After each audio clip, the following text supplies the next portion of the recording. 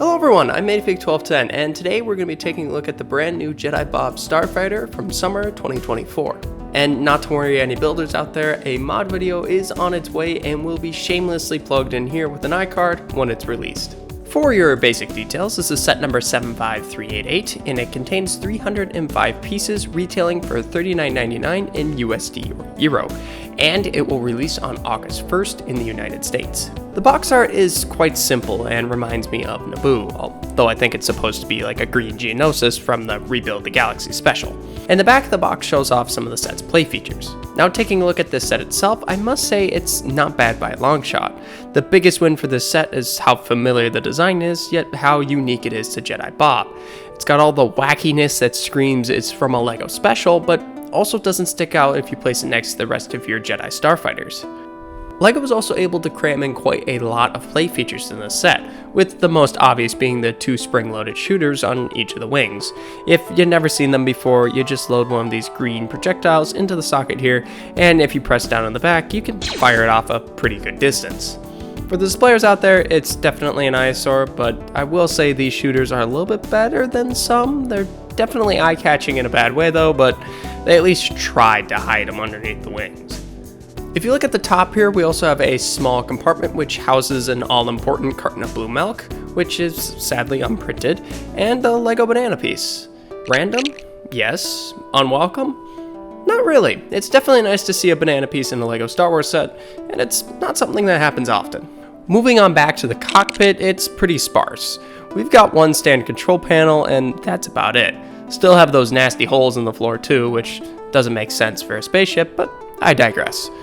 Another drawback is that Jedi Bob can't actually use the fighter controls. This is because if you raise the arms up to actually use them, Bob's arms hit the sides and he won't be able to connect to his actual cockpit chair.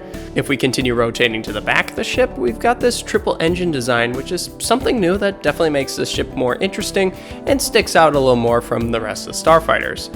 Although beyond that, there's nothing too much back here besides a couple stickers for details on the wing. Speaking of which, there's a total of 7 stickers in this set, which adds some good detail to the model overall, but this 1x2 sticker on a 1x4 was definitely annoying to line up.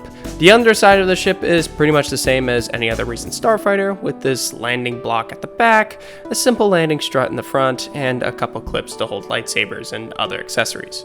Oh, and the gaps in the wing that was a problem in the Kenobi Starfighter has been fixed for this one, using some of those rail pieces too. Guess I was onto something in that mod video. One last thing on the bottom here is the giant hyperdrive engines at the front. I may not like them, but I get what they were trying to do, and it's done well for what it is. Some great pieces are used in them too if you decide to scrap them. Oh, and the all-important swooshability factor is off the charts. This is where the fun begins. We would be honored if you would join us. Of course, the real reason all of us are buying this set is for the infamous LEGO Jedi Master himself, Jedi Bob.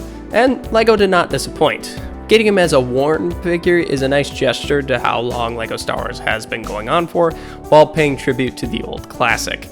I still would have preferred a direct remake with something like a 25th anniversary logo on the back, but what we got is still awesome considering getting Jedi Bob is something I don't think anybody thought was ever going to happen again. He of course comes with his iconic hood and cape, which I'm happy to say is an upgraded softcloth version, and of course his green lightsaber.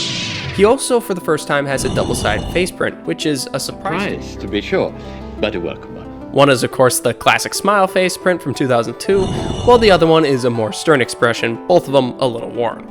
This is definitely a welcome upgrade that will allow animators and kids to get a little more emotion from Bob, which I'm all for. Trust me, the pupilless smile does get creepy after a while.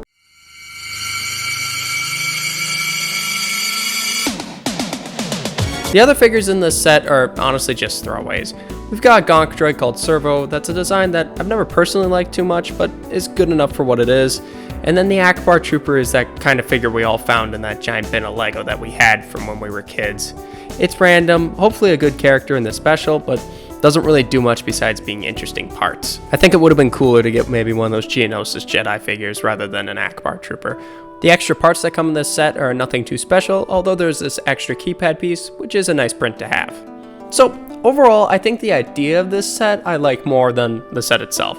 If you're a LEGO Star Wars fan, it's a whole world of fun, and is an awesome callback to past sets, and of course, has Jedi Bob, which is always a win. But beyond the novelty of it, it's not my favorite Starfighter design. Don't get me wrong though, it's still very well built and very well executed. I'm just not a fan of that 2003 Hot Rod Starfighter style. I will say, however, at $40, it is a bit of a steep price for this set, and I would maybe wait for it to go on sale, unless, like me, you really want that Jedi Bob minifigure. Otherwise, $35 is probably what this set should have been originally. But with that, I'd like to thank you all for watching. If you enjoyed the video, be sure to leave a like, and if you want to see more content in the future, subscribe and hit the bell. I'll keep it coming for you. Until next time, keep on building.